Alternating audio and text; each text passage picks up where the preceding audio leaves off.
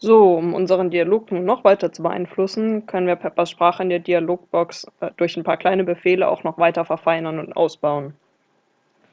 Besonders häufig benutze ich kleine Sprechpausen, weil ich finde, dass Pepper relativ schnell redet und auch Satzzeichen ziemlich schnell übergeht. Und das kann man ganz leicht durch den Befehl, zum Beispiel hier, Backslash Pow gleich 1000 und nochmal ein Backslash einfügen. Und die Sprechpausen werden immer in Millisekunden abgegeben. Das heißt, ich habe hier jetzt eine Pause von 1000 Millisekunden, also einer Sekunde, angegeben. Wenn man jetzt eine kleinere Pause will, kann man da einfach 500 für zum Beispiel eine halbe Sekunde Sprechpause eingeben. Und ich finde, wenn man die überall ein bisschen einbaut, dann wirkt Peppers Sprache schon viel natürlicher und er macht normale Sprechpausen und das ist dann für den Zuhörer auch ein bisschen angenehmer. Aber man kann auch die Sprechgeschwindigkeit generell anpassen, wenn er einem generell ein bisschen zu schnell redet. Das habe ich auch schon gemacht. Das geht über den Befehl Backslash VCT gleich 80. Und hier wird es nicht in Millisekunden angegeben, das wird auch keinen Sinn machen, sondern die Sprechgeschwindigkeit wird in Prozent angegeben. Also defaultmäßig redet Pepper mit einer Geschwindigkeit von 100%. Und wenn ich jetzt hier angebe 80, dann redet er mit 80% der Geschwindigkeit, die normal ist. Jetzt können wir das zum Beispiel mal für den ersten Satz machen, damit man den Unterschied mal sieht, aber man darf nicht vergessen, das hinterher auch wieder rückgängig zu machen und wieder auf 100 zu setzen. Im Gespräch gibt es auch noch ein paar weitere Anpassungsmöglichkeiten, aber ich finde, die sind in der Regel eigentlich nicht wirklich sinnvoll oder machen nicht so viel Unterschied. Und deshalb spreche ich die jetzt nicht weiter an, aber ich setze die nachher noch in die Videobeschreibung mit rein. Ein Thema möchte ich aber gern noch ansprechen, weil, wie ihr seht, macht Pepper immer eine ziemlich natürliche Gestikulation, wenn er spricht. Wir können aber im Dialog auch festlegen, dass er zu bestimmten Zeiten eine bestimmte Animation oder Bewegung machen soll.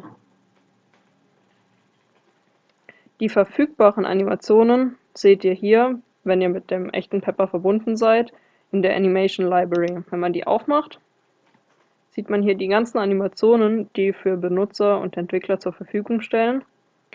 Sehr schön ist, dass man dabei über diesen kleinen Play-Button auch direkt diese ganzen Animationen ausprobieren kann. Zum Beispiel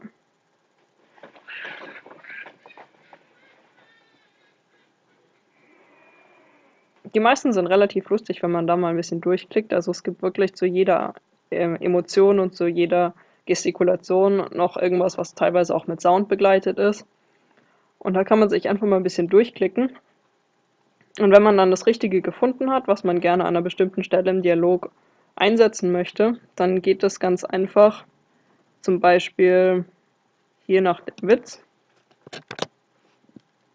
mit dem Befehl run, also kleines Dächlein, run, dann in Klammer Animations und dann kommt hier dieser Pfad zu den jeweiligen Animationen. Das heißt, wenn Pepper hier an dieser Stelle im Dialog ist, spielt er einfach diese Animation ab und geht danach weiter.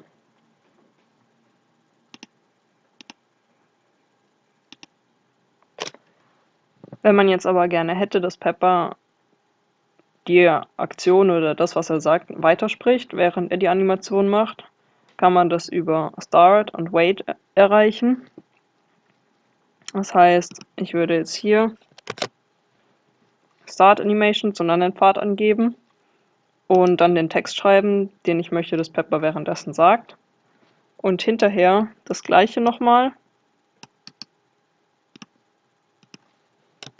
aber diesmal mit einem Wait. Und jetzt würde Pepper einfach anfangen, hier die Animation zu machen, den Text währenddessen sagen und an dieser Stelle so lange warten, bis die Animation vorbei ist. Und dann erst weitergehen. Probieren wir das gleich mal aus.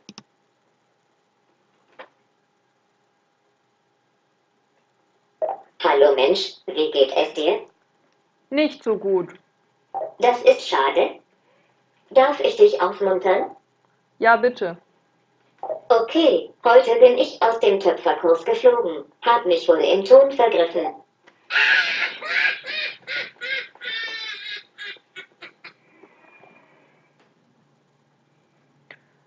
Also wie ihr seht, macht Pepper an den Stellen eine ganz nette Sprechpause und spricht auch am Anfang echt ein bisschen komisch. Also da muss man rumprobieren. Manchmal macht das sehr viel aus, manchmal wenig.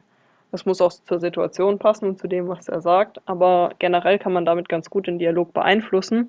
Und auch die Animationen, die an mancher Stelle so absichtlich gesetzt sind, sind manchmal ganz hilfreich. Ja, ich hoffe, ihr habt jetzt alle Grundlagen, um euren Pepper so richtig clevere Unterhaltungen beizubringen. Und wenn ihr Fragen habt, schreibt sie einfach in die Kommentare und ich werde mein Bestes geben, sie auch zu beantworten. Ansonsten könnt ihr euch natürlich auch immer noch die alten Videos mal anschauen. Bis bald!